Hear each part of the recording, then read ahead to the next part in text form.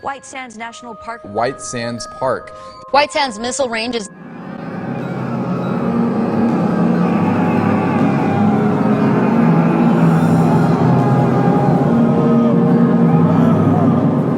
Hey, I'm Serenity and this is my channel, and today I'm joined by Nova and Pix, and welcome back to Halloween Hometown Horror Week 2022. Today is day 2 and we have a fun little ghost story about the Maiden who haunts White Sands National Park, which is actually not that far from me, which is why we're covering it. If you have no idea what Hometown Horror is, it's a series on my channel and I'll explain it in just a second, but I do want to talk a little bit about the case because I know in my hometown there are a couple of nationwide and even worldwide ghost stories that exist and that are pretty popular, and I wanted to talk about them eventually. I just had no idea where to fit them in, and Halloween Hometown Horror Week felt like the perfect place.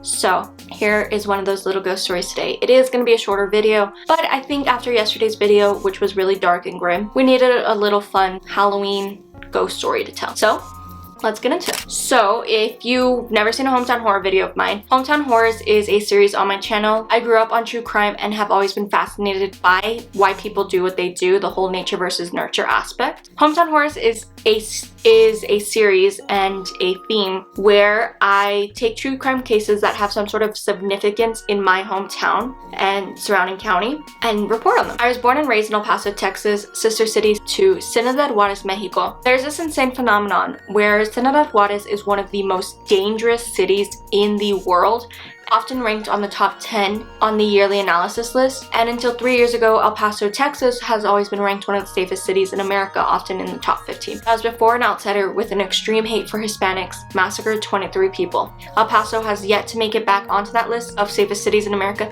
but I think we're back on that list now. I say this in every video, I just don't think we're as high as we were ranked before. No matter how safe a city may be, I want to bring awareness with this series to show that there will always be crime being committed. As someone who grew up in the city and knows the ins and outs, who can tell exactly where parts of crimes took place and what parts of towns are dangerous, I have this insider knowledge which I think will help give a unique perspective. As I said, El Paso was one of the safest cities in America for absolute years. With that being said, there's only so many criminal cases I'd be able to cover before I run out. Thus, I will also be covering cases from surrounding areas, including Juarez, Mexico, Las Cruces, New Mexico, Horizon, Texas, Chaparral, New Mexico, and other surrounding areas I have been to and am very familiar with. That way I'm still able to give that insider knowledge. So I don't think there's any trigger warnings for this video besides ghost story and a little bit about colonization, I guess, just a tiny bit, and minor death, I guess, but nothing like that. So grab your blanket and a drink and let's begin. White Sands National Park is a vast property located in New Mexico, where the closest city to it is actually Alamogordo, New Mexico, which is about 90 minutes northeast from El Paso, Texas. It is also near one of my favorite day trips in the world, Pistachio Land, which is home of the world's largest pistachio.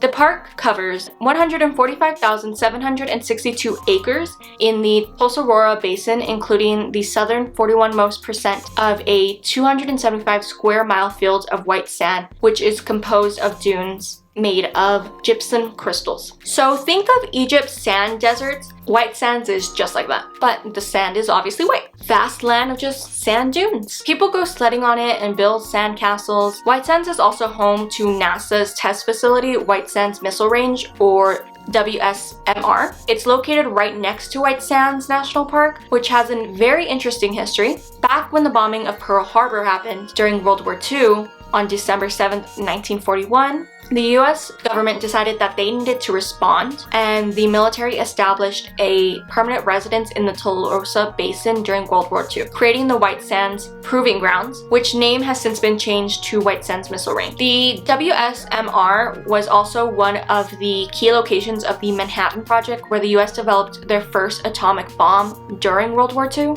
The testing of the first atomic bomb took place in 1945 at the Trinity site 65 miles north of the White Sands Sands Monument. After World War II, WSMR became home to German scientists including Werner von Braun, who was an instrumental part in the conception of development of the V-2 rocket. Now the US Army manages the WSMR, where they support essential defense and space exploration programs for all branches of the military services and NASA, as well as other scientific research.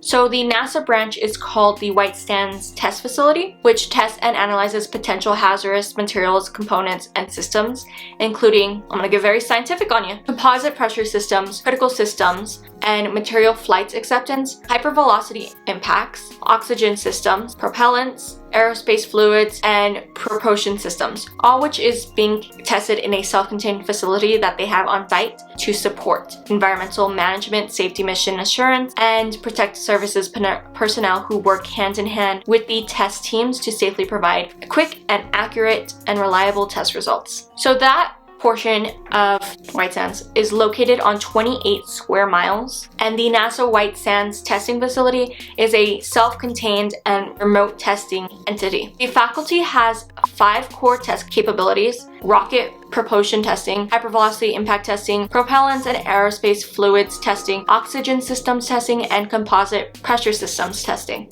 All that info came from NASA's website themselves, so you can obviously tell that they really like to toot their own horn. Operation Paperclip also took place at White Sands in the US military base portion, which if you don't know anything about that, we will be eventually covering it down the line, and that case is insane. I personally have never been to White Sands, no matter how much I want to go, and I can literally just go for a day trip. But I have been in the surrounding area and I have seen it from afar on multiple occasions, whether it's to go to a day trip at Pistachio Land or to go somewhere else in New Mexico for vacation, such as Ruidoso. So now that we have a background on White Sands and what it is, how it's a national park of just miles and miles of land and sand, let's get into the legend of Avala Blanca, or the ghostly maiden of White Sands. This tale is said to be the longest ghost story in New Mexico's history. Native indigenous people of New Mexico are the ones who keep passing down this tale from generation to generation and keeping it alive. In 1540, Francisco Coronado left newly established Mexico City in modern-day Mexico in search of the fabled 7 cities of Coblia and Gran Puentevilla, a place which was rumored to be overflowing with monetary riches and located somewhere in the far north. The 7 cities of gold was a common myth in the 16th century, told to Spaniards in Mexico who were told the tales of the golden cities across the deserts, hundreds of miles north from Mexico. It is said this place of the gold cities were all throughout New Mexico, Texas, Colorado, Kansas, and Arizona. Francisco Coronado took several of his fellow Spanish conquistadors along with him on his quest. One of those men was a man named Hernando de Luna. Prior to departing from Mexico City, Hernando was engaged to a young Mexican City native woman named Manuela. He left his betrothed behind in Mexico as he went on his quest. As the group searched throughout the uncharted lands in the modern-day American Southwest, Coronado believed that his native guides were actually purposely deceiving him and misguiding his expedition group. Coronado asked Hernando de Luna to take a small group of the conquistadors and search ahead of Coronado's group with hopes of finding the cities of gold. De Luna eventually stumbled upon a vast sea of white dunes, which we now know as the modern-day Tolosa Bay or White Sands National Park. Shortly after his arrival, a band of local Apache natives attacked Hernando and his men. A few of those conquistadors were able to flee back south and rejoin Coronado's group. Hernando de Luna was gravely wounded from the ambush and sought refuges in the sand dunes where he later died. His body was buried under the ever-shifting sand dunes. Months later, when Coronado's expedition group marched back into Mexico City after his men had searched all over the American Southwest in search of the famous lost cities of gold but had found nothing but harsh deserts, wide open prairies, and